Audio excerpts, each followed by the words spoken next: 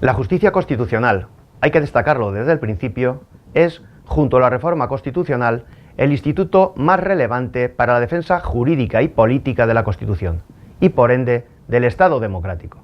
Diferencia así entre el fruto del poder constituyente soberano, que eso es la Constitución, del resto de las normas aprobadas por los poderes constituidos ordinarios, dotando a aquella, a la Constitución, de un estatus 1, jurídico, ya que la Constitución es norma, y 2, dicho carácter jurídico es supremo, ya que prevalece respecto al resto del ordenamiento que trae causa y se legitima en ella. Pues bien, en este primer vídeo sobre la cuestión voy a analizar los orígenes y antecedentes de la justicia constitucional. El inicio del control de constitucionalidad surge en Estados Unidos a principios del siglo XIX. Aunque la Constitución americana de 1787 no preveía dicho control, será en febrero de 1803 cuando aparece tras la decisión del Tribunal Supremo sobre el caso Marbury vs. Madison. Esta decisión trae su causa en el nombramiento de 42 jueces de paz en el Distrito de Columbia, elegidos entre funcionarios federales con cargos políticos, llevado a cabo el último día de mandato por el entonces presidente John Adams del Partido Federal. Con la llegada a la Casa Blanca del nuevo presidente, el republicano Thomas Jefferson, su secretario de Estado, James Madison, no lleva a efecto las notificaciones de los decretos de nombramiento de los jueces federales que estaban pendientes, considerando que no era correcta la actitud del presidente saliente de nombrar a los citados jueces el último día de su mandato. Como consecuencia de esta decisión, 4 de los jueces afectados, entre los cuales se encontraba el juez William Marbury, recurren al Tribunal Supremo para que se obligara al secretario de Estado, Madison, a llevar a cabo los nombramientos pendientes, en base a una ley de 1789 que habilitaba a la Corte Suprema para dar órdenes a la Administración. Pues bien, el Tribunal Supremo, siendo ponente el juez Marshall, establece que le asiste un derecho al juez Marbury y este debía ser tutelado, sí, pero que la competencia recogida en la ley de 1769 era contraria a la Constitución americana. Es decir, que el Tribunal Supremo, el Poder Judicial americano, no podía dar órdenes al Ejecutivo, al ser poderes radicalmente diferentes. En resumen, 1. Que dicha ley era contraria a la Constitución. 2. Que esta, la Constitución, es norma aplicable. Y 3. Que prevalece sobre aquella al ser de rango superior.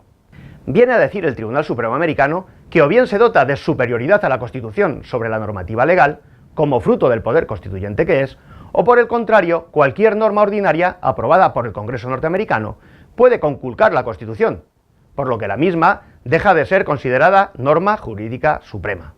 Este modelo de jurisdicción constitucional norteamericano se conoce como jurisdicción constitucional difusa, ya que 1.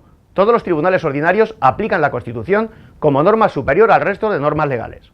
2. En caso de diversidad de opiniones entre tribunales inferiores sobre la constitucionalidad o no de una ley, se acude al Tribunal Supremo que se pronuncia sobre la constitucionalidad con carácter vinculante. Es el principio conocido como del stare decisis. 3. Se recurre a la aplicación de la norma en un caso concreto, no con carácter general. 4. La norma, si se considera inconstitucional, no es aplicable al caso concreto, bien que sigue vigente en el ordenamiento. Serán los jueces los que después del pronunciamiento de su inconstitucionalidad no la van a aplicar de nuevo.